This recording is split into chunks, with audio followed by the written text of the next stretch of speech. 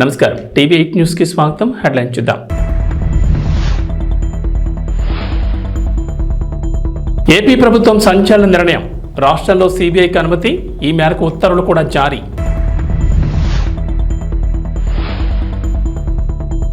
రాష్ట్రంలో భారీగా డెంగ్యూ కేసులు. హైదరాబాద్ చుట్టుపక్కల అధికంగా నమోదవుతున్న డెంగ్యూ.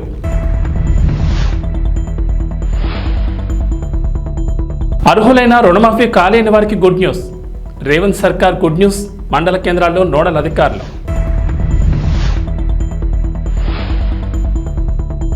తెలంగాణకు రెయిన్ అలర్ట్. పలు జిల్లాల్లో భారీ వర్షాలు. ఎల్లో హెచ్చరికలు జారీ. రాష్ట్రంలో డెంగ్యూ డేంజర్ బెల్స్ మోగిస్తోంది. డెంగ్యూతో పాటు వైరల్ జ్వరాలు కూడా ప్రజల్ని ఇబ్బందులు గురిచేస్తున్నాయి.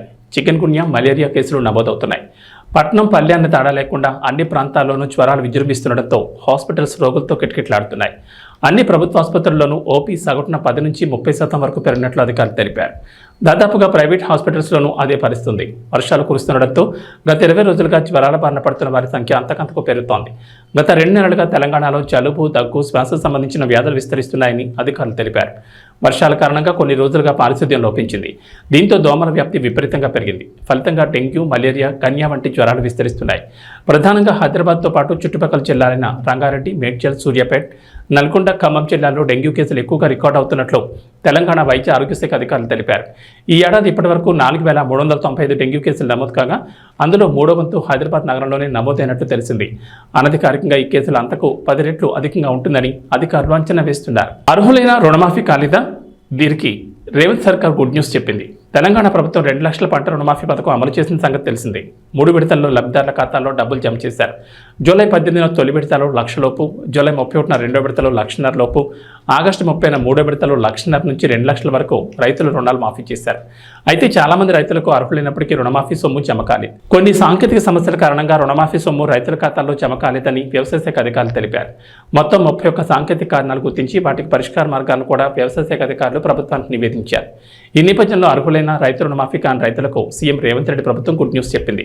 అర్హత ఉండి ఇంకా రైతు రుణమాఫీ సొమ్ము జమ కాని రైతుల సమస్యల పరిష్కారం కోసం అన్ని మండల కేంద్రాల్లో ప్రత్యేక నోడల్ అధికారులను నియమిస్తున్నామని వ్యవసాయ శాఖ కార్యదర్శి రఘునందన్ రావు వెల్లడించారు. రైతు వేదికల్లోని రైతులతో మంగళవారం నిర్వహించిన వీడియో కాన్ఫరెన్స్లో మాట్లాడిన ఆయన రైతులు తమ ఆధార్ కార్డులోని సమాచారం, సంబంధిత బ్యాంకు వద్ద నమోదైన డేటాలు, చిన్న తప్పులు, రైతు పట్టాదారు పాస్ పుస్తకాల సమస్యలు, పేరు సరిగా లేకపోవడం వంటి ఫిర్యాదులను ఆయా మండలాల్లోని నోడల్ అధికారికి తెలియజేశారు. ఇచ్చిన మాట నిలబెట్టుకున్నారు సీఎం రేవంత్ రెడ్డి. ఇటీవల కాంగ్రెస్ పార్టీలో చేరిన మాజీ మంత్రి, బాన్స్వాడ ఎమ్మెల్యే పోచారం శ్రీనివాసరెడ్డికి ప్రభుత్వంలో సముచిత స్థానం కల్పిస్తానని ఇచ్చిన మాట మేరకు కీలక పదవి ఇచ్చారు సీఎం రేవంత్. పోచారం శ్రీనివాసరెడ్డిని వ్యవసాయ శాఖ సలహాదారుడిగా రేవంత్ ప్రభుత్వం నియమించింది. కేవలం సలహాదారును నియమించడమే కాకుండా కేబినెట్ హోదాను కూడా కల్పించింది. పోచారం శ్రీనివాసరెడ్డితో పాటు ప్రస్తుత మండల చైర్మన్ గుత్తా సుఖేందర్ రెడ్డి కుమారుడు గుత్తా అమిత్ రెడ్డిని డైరీ కోఆపరేటివ్ ఫెడరేషన్ చైర్మన్గా నియమించింది. ఈ మేరకు రేవంత్ రెడ్డి ప్రభుత్వం ఉత్తర్వులు జారీ చేసింది. టీడీపీలో సుదీర్ఘకాలం పాటు కొనసాగిన సీనియర్ నేత పోచారం శ్రీనివాసరెడ్డి తెలంగాణ ఉద్యమ సమయంలో ఆ పార్టీని వీడి నాటి టీఆర్ఎస్ పార్టీలో చేరారు. తెలంగాణ ఆవిర్భావం తర్వాత ఏర్పడిన తొలి ప్రభుత్వంలో కేసీఆర్ ఆయనకు వ్యవసాయ శాఖ మంత్రిగా బాధ్యతలు అప్పగించారు. 2018లో రెండోసారి ఏర్పడిన ప్రభుత్వంలోనూ అసెంబ్లీ స్పీకర్గా బాధ్యతలు కట్టబెట్టారు. అయితే ఇటీవల జరిగిన అసెంబ్లీ ఎన్నికల్లోనూ పోచారం విజయం సాధించినప్పటికీ బీఆర్ఎస్ పార్టీ అమల్లోకి రాకపోవడంతో కేవలం ఎమ్మెల్యేగానే ఉండిపోయారు. ఆంధ్రప్రదేశ్ మంత్రి డోలా శ్రీ బాలవీరాంజనేయ స్వామి పింఛన్లకు సంబంధించి కీలక వ్యాఖ్యలు చేశారు. బోగస్ సర్టిఫికెట్లతో పింఛన్లు పొందే వారి ప్రయత్నాన్ని అడ్డుకోవాలని ఆదేశించారు. అలాగే అర్హత ఉన్న చివరి వ్యక్తి వరకు పింఛన్లు అందించాలని సూచించారు. బోగస్ సర్టిఫికెట్లతో పింఛన్ల పంపిణీకి అడ్డుకట్టు వేయాలన్నారు. బోగస్ సర్టిఫికెట్లతో పింఛన్లు తీసుకునే వారిని గుర్తించి చర్యలు తీసుకునేందుకు సిద్ధమవుతున్నారు. విభిన్న ప్రతిభావంతులు, వయోవృద్ధులు, ట్రాన్స్జెండర్లు సంక్షేమంపై అమరావతి సచివాలయంలో అధికారులతో మంత్రి సమీక్షించారు. దివ్యాంగులకు బ్యాటరీ ట్రైసైకిల్ ఇచ్చేందుకు ప్రణాళిక రూపొందించాలని, ట్రాన్స్జెండర్లకు ప్రత్యేకంగా రేషన్ కార్డు ఇచ్చే అంశాన్ని పరిశీలిస్తామని తెలిపారు. అర్హులైన ప్రతి ఒక్కరికి సంక్షేమ పథకాలు అందించాలన్నారు. అర్హత ఉన్న చివరి వ్యక్తి వరకు సంక్షేమ పథకాలు, పింఛన్లు అందించాలన్నారు. ఏపీ ప్రభుత్వం దివ్యాంగులు, వయోవృద్ధులు, ట్రాన్స్జెండర్లకు కల్పిస్తున్న సౌకర్యాలు, అందిస్తున్న సంక్షేమ పథకాలపై విస్తృత ప్రచారం నిర్వహించాలన్నారు మంత్రి స్వామి. దివ్యాంగులకు సేవ చేసే అదృష్టం రావడం గొప్ప భాగ్యమని, అధికారులు అలసత్వం వేడి బాధ్యతతో పనిచేయాలన్నారు. అధికారులు సంబంధిత శాఖలపై ఎప్పటికప్పుడు పర్యవేక్షణ చేస్తూ ఉండాలని సూచించారు. ఆంధ్రప్రదేశ్ ప్రభుత్వం కీలక నిర్ణయం తీసుకుంది. రాష్ట్రంలోని భూభాగంలో తనిఖీలు, దర్యాప్తు చేసే అధికారాన్ని సీబీఐ కల్పించే జనరల్ కన్సెంట్ను రాష్ట్ర ప్రభుత్వం మరోసారి పొడిగించింది. తాజాగా ఏపీ ప్రభుత్వం తీసుకున్న నిర్ణయం ప్రకారం రాష్ట్ర ప్రభుత్వం నుంచి ఎలాంటి ముందస్తు అనుమతి లేకుండానే ఏపీ భూభాగంలో సీబీఐ తన అధికారాలను వినియోగించుకునేందుకు, అమలు చేసేందుకు వీలుంటుంది. కాకపోతే ప్రభుత్వ ఉద్యోగులకు సంబంధించిన విచారణ అంశాల్లో మాత్రం రాష్ట్ర ప్రభుత్వం నుంచి ముందస్తుగా అనుమతి తీసుకోవాల్సి ఉంటుంది.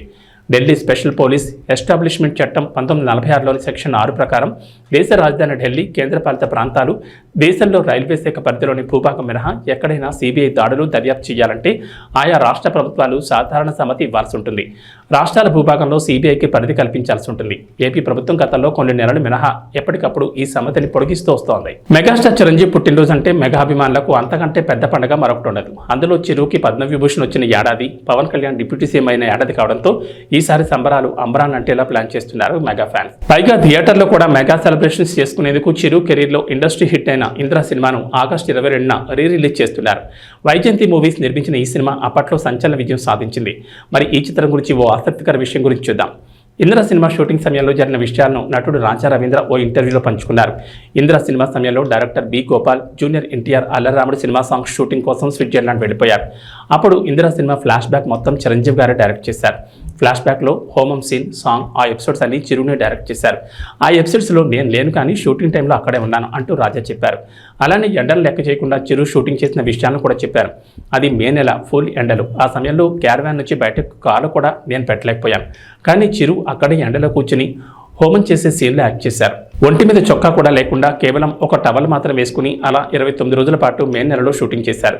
ఆ ఎపిసోడ్స్ పూర్తయిన తర్వాత అక్కడ క్రౌడ్గా నిలిచిన జూనియర్ ఆర్టిస్టుల దగ్గరికి వెళ్ళి, అమ్మ సినిమా షూటింగ్ లేట్ అవుతున్నందున ఇలా మండుటెన్లో షూటింగ్ చేయించాను, నన్ను క్షమించండి అంటూ చిరు అడిగారు. అది ఆయన క్యారెక్టర్ అంటూ రాజా రవీంద్ర అన్నారు. 10 ఏళ్లలో బీజేపీ, బీఆర్ఎస్ నాయకులు అధికారంలో ఉండి రైతులకు ఏం చేశారని ఆందోళన చేస్తున్నారని మంత్రి పొన్నం ప్రభాకర్ ప్రశ్నించారు. సిద్దిపేట జిల్లా హుస్నాబాద్ కాంగ్రెస్ పార్టీ కార్యాలయంలో రాజీవ్ గాంధీ జయంతి సందర్భంగా ఆయన చిత్రపటానికి నివాళులర్పించారు. అనంతరం మీడియాతో మాట్లాడుతూ, దేశంలో సాంకేతిక విప్లవం తెచ్చిన మాజీ ప్రధాని రాజీవ్ గాంధీ విగ్రహాన్ని సెక్రటరీ కార్యాలయం ముందు ఏర్పాటు చేస్తామంటే కేటీఆర్ అవగాహన లేకుండా విగ్రహాన్ని కూల్చేస్తామని మాట్లాడడం సరికాదన్నారు.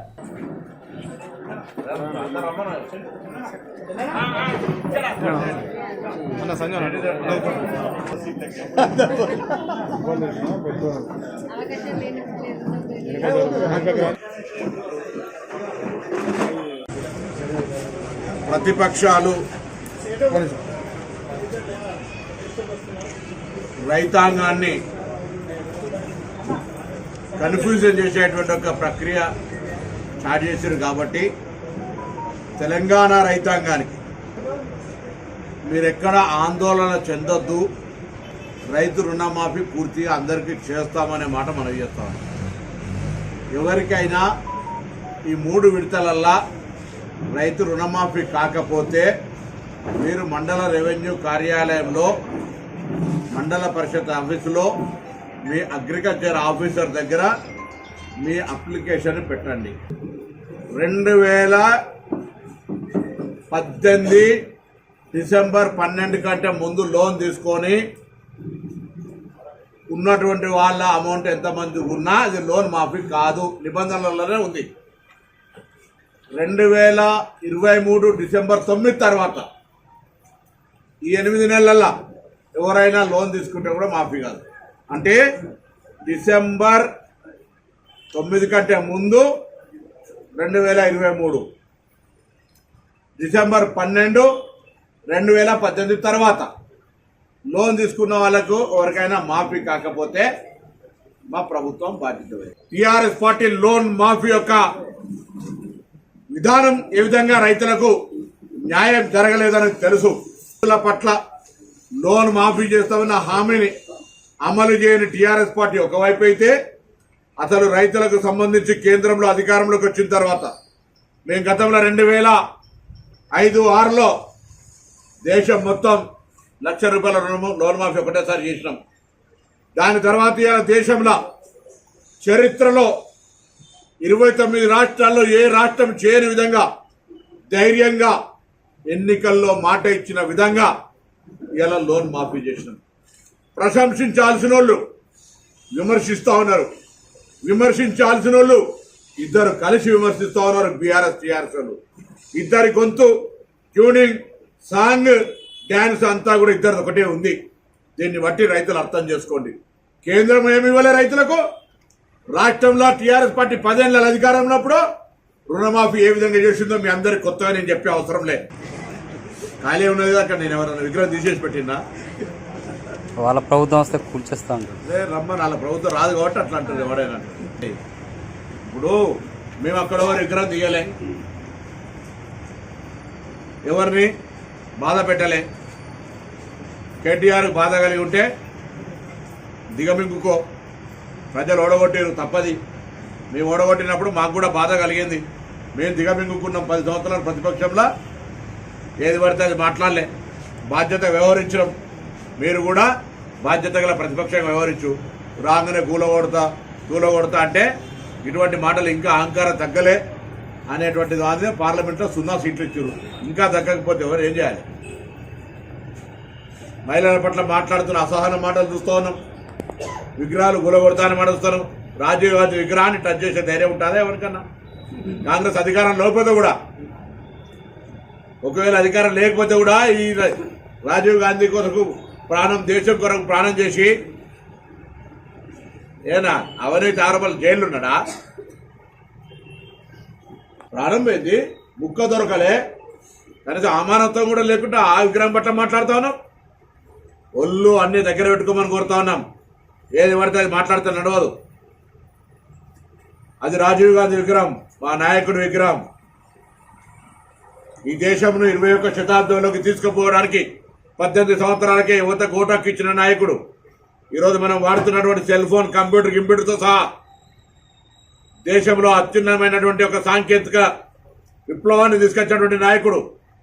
ఇలా అమెరికాలో ఉద్యోగం చేయగలిగినామంటే రాజీవ్ గాంధీ గారు ఇచ్చినటువంటి ఒక దేన్ ఐసు దృష్ట్యా త్వరలోనే అట్టహాసంగా చాలా పెద్ద ఎత్తున రాజీవ్ గాంధీ విగ్రహావిష్కరణ చేస్తాం. రాజీవ్ గాంధీ విగ్రహావిష్కరణ సెక్రటరియట్ ముంగడ చేస్తాం. విగ్రహం ఇప్పటికే నెలకొల్పబడ్డది. నేను హైదరాబాద్ ఇన్ఛార్జ్ మంత్రిగా ఆ పనులను స్వయంగా పర్యవేక్షించిన సంబంధిత వాళ్ళందరితో బరాబర్గా సెక్రటరియట్ ముందర రాజీవ్ గాంధీ విగ్రహ ప్రారంభోత్సవం అట్టహాసంగా జరుగుతుంది. ఇద్దరు కలిసి విమర్శిస్తూ ఉన్నారు బీఆర్ఎస్ టీఆర్ఎస్. ఇద్దరి గొంతు, ట్యూనింగ్, సాంగ్, డ్యాన్స్ అంతా కూడా ఇద్దరు ఒకటే ఉంది. దీన్ని బట్టి రైతులు అర్థం చేసుకోండి. కేంద్రం ఏమి ఇవ్వలే రైతులకు. రాష్ట్రంలో టీఆర్ఎస్ పార్టీ 10 ఏళ్ళ అధికారం ఉన్నప్పుడు రుణమాఫీ ఏ విధంగా చేసిందో బీజేపీ టీఆర్ఎస్ చక్రాల పడి చేస్తే రుణమాఫీ పొందిన 35,000 మంది రైతులు హుస్నాబాద్లో ఎలా ఎక్కువ చేసుకుంటే అధికారంలో ఉన్నారు. కేంద్రం నుంచి రాష్ట్రానికి అనేక రకాలుగా సహకారం చేయండి. అవేం చేయకుండా మీరు ఇష్టం వచ్చినట్టు మాట్లాడితే ఇక్కడ చూస్తూ ఊరుకోడు. మీరిద్దరు కలిసి వచ్చినా కూడా పార్లమెంట్ ఎన్నికలు చూసి 8 దాటలే. నోట్లో ఒకటి వేసుకున్నారు, డిపాజిట్లు తప్పించుకున్నారు. అందుకే మరొకసారి తెలంగాణ రైతాంగం దయచేసి ఆందోళన చెందకండి. ఈ ప్రభుత్వం భీమవరం మావుళ్ల అమ్మవారిని జిల్లా కలెక్టర్ చంద్రబాబు నాగరాణి దర్శించుకున్నారు. జిల్లా కలెక్టర్కు ఆలయ అధికారులు పూర్ణకుంభంతో స్వాగతం పలికి భాజా భజంత్రీలతో అంతరాలయానికి తోడ్కొని వెళ్లారు. అనంతరం ఆలయ వేద పండితులు ప్రత్యేక పూజలు నిర్వహించారు. ఆశీర్వచన మండపం నందు మంత్రోచ్చారణల మధ్య ఆశీర్వచనాలు అందజేసి ప్రసాదాలు అందచేయగా ఆలయ సహాయ కమిషనర్ బుద్ధ మహాలక్ష్మి నగేష్ శేషవస్త్రం అమ్మవారి ఫోటోను జిల్లా కలెక్టర్ చంద్రబాబు నాగరానికి అందించారు. ఈ కార్యక్రమంలో ఆలయ సహాయ commissioner Buddha Mahalakshmi, Ganesh, Bhimavaram division endowment inspector వి వెంకటేశ్వర్ తదితరులు పాల్గొన్నారు.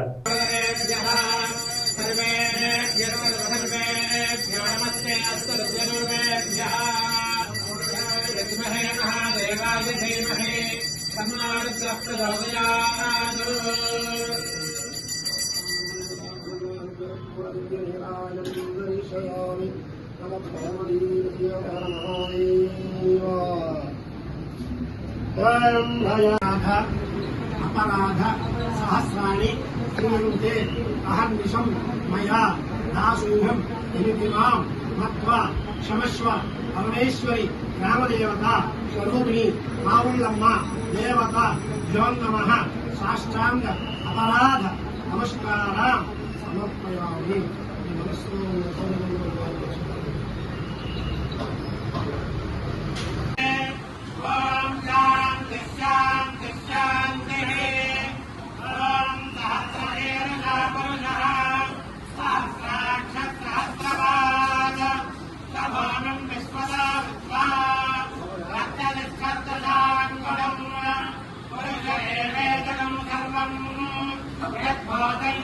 భవ్యం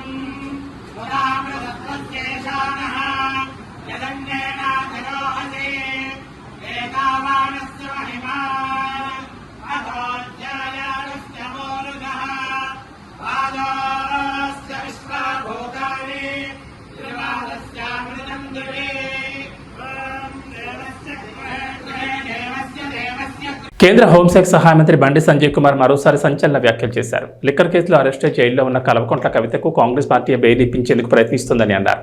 కాంగ్రెస్ సీనియర్ నేత అభిషేక్ సింఘ్వి కవితకు బెయిల్ ఇప్పించేందుకు కోర్టులో వాదనలు వినిపిస్తున్నారని చెప్పారు. అందుకు అనుగుణంగానే అభిషేక్ సింఘ్వికి తెలంగాణ నుంచి కాంగ్రెస్ రాజ్యసభ అభ్యర్థిగా నామినేషన్ వేయించారని తెలిపారు.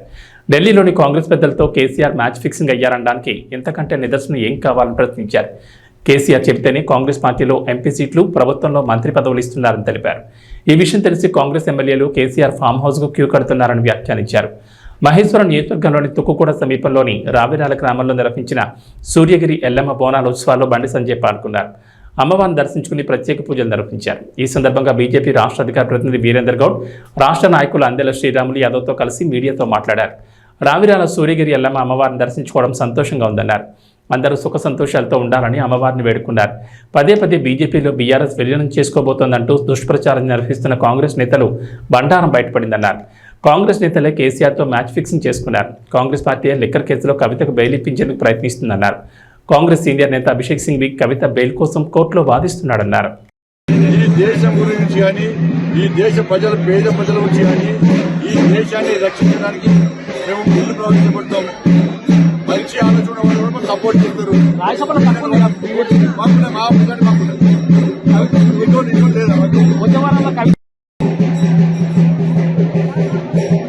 సుప్రీంకోర్టు చెప్తే ఒక పార్టీ చెప్తే బెయిల్ ఇవ్వదు. ఇది కోర్టు ధిక్కరమే. కాంగ్రెస్ పార్టీ అట్లా మాట్లాడుతుంది, కోర్టు ధిక్కరమే.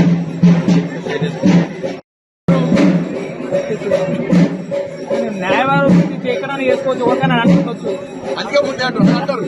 అంటే గతంలో కూడా అన్న ఒకటి, గతంలో కూడా ఒక బీజేపీ లీడర్ కూడా ఒక చర్చ జరుగుతుంది కదా. ఈయన చాలా సీనియర్ నాయకుడు కాబట్టి ఏమంటారు మీకు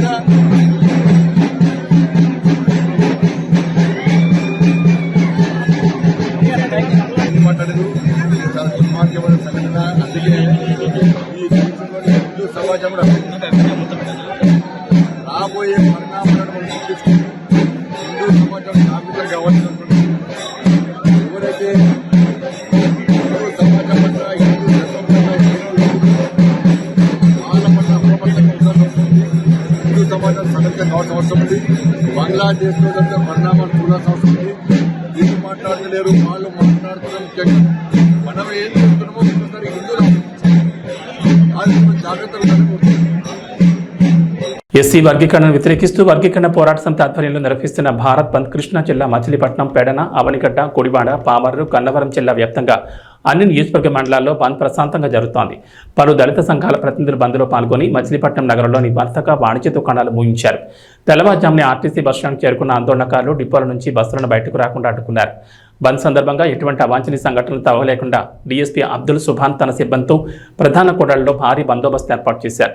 వర్గీకరణ జరిగితే దళితుల్లో ఐక్యత దెబ్బతింటుందని, ఉద్యోగాల్లో దళితులకు తీరని అన్యాయం జరుగుతుందని దళిత జేఏసీ నాయకుడు జక్కల్ ఆనంద్ అన్నారు. వర్గీకరణ విషయంలో సుప్రీంకోర్టు ఇచ్చిన తీర్పుపై పునరాలోచన చేయాలన్నారు.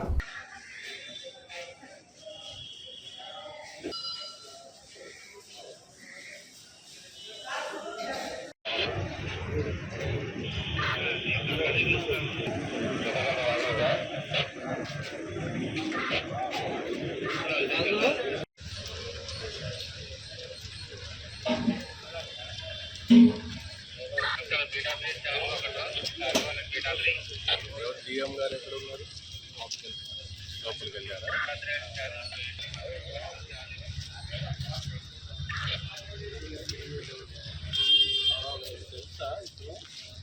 తెలుసా పరిచయం ఉందా?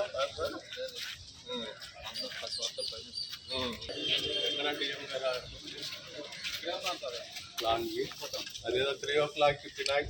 ఏం పినాకిని? అది పినాకిని అంటే విజయవాడ టు చెన్నై ఒక పినాకి. ఇదేంటి? దానికి లింక్ సార్ ఇది. అంటే పినాకిని ఎక్స్ప్రెస్ కి వెళ్ళగోరే ప్యాసింజర్స్ యొక్క సదుపాయం ఉన్నట్లు మనం ఇక్కడ నుంచి విజయవాడ లింక్ సార్ ఇది. కనెక్టివిటీ దానికి విజయవాడ టు చెన్నై దానికి లింక్ 3 o'clock. దీనికి వెళ్తుంటారు. పినాకినికి వెళ్ళదలుచుకున్న వారు మనకి ఈ బస్సుకి వెళ్తుంటారు. కరెక్ట్ టైం గుడివాడ నుంచి ఇక్కడి నుంచి కూడా పెట్టామన్నమాట. మిగతా అన్ని 5 o'clock నుంచి.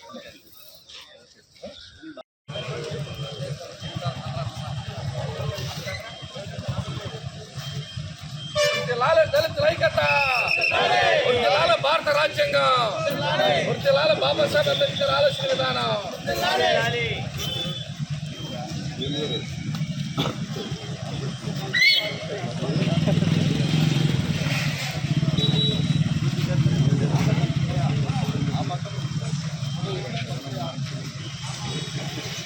వద్దు ఐక్యత ముద్దు, ఐక్యత ముద్దు, ఐక్యత ముద్దు, ఐక్యత ముద్దు, ఐక్యత ముద్దు. అంబేద్కర్ ఆలోచన విధానం, అంబేద్కర్ ఆలోచన విధానం, ఐక్యత వద్దు, ఐక్యత ముద్దు, వద్దు, ఐక్యత ముద్దు, వద్దు, ఐక్యత ముద్దు, వద్దు, ఐక్యత ముద్దు. అంబేద్కర్ ఆలోచన విధానం, వర్ధిల్లాలి, అంబేద్కర్ ఆలోచన విధానం. వర్ధిల్లాలి. జై భీమ్, జై జై భీమ్, జై భీమ్, జై జై భీమ్, జై భీమ్, జై జై భీమ్, జై భీమ్. జై జై భీమ్. ఇక వాతావరణ విషయానికి వస్తే తెలంగాణను భారీ వర్షాలు వేయడం లేదు. గత 2 రోజులుగా రాష్ట్రంలో విస్తారంగా వర్షాలు కురుస్తుండగా తాజాగా రాష్ట్రానికి మరోసారి హైదరాబాద్ వాతావరణ కేంద్రం అధికారులు రెయిన్ అలర్ట్ జారీ చేశారు. నేడు రాష్ట్రంలోని పలు జిల్లాల్లో భారీ వర్షాలు కురుస్తాయని చెప్పారు.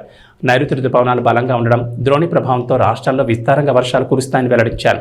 ఈ మేరకు ఆయా జిల్లాలకు ఎల్లో అలర్ట్ జారీ చేశారు. ఇవాళ ప్రధానంగా వనపర్తి, పెద్దపల్లి, జయశంకర్, భూపాలపల్లి, ములుగు, కొత్తగూడెం, రంగారెడ్డి, మహబూబ్ నగర్, నాగర్ కర్నూలు, సిద్దిపేట, జోగులాంబ గద్వాల, నారాయణపేట జిల్లాలో భారీ వర్షాలు కురుస్తాయని చెప్పారు. అక్కడక్కడ ఉరుములు, మెరుపులతో పాటు పిడుగులు పడతాయని, గంటకు 30 నుంచి 40 కిలోమీటర్ల వేగంతో బలమైన ఈదురుగాలులు కూడా వీస్తాయని అన్నారు. కుండపోత వర్షాలకు ఛాన్స్ ఉన్న నేపథ్యంలో ప్రజలు అప్రమత్తంగా ఉండాలని వాతావరణ శాఖ అధికారులు సూచించారు. అవసరమైతేనే బయటకు రావాలని చెప్పారు. ఏబీ బులెటిన్ విశేషాలు. నమస్కారం.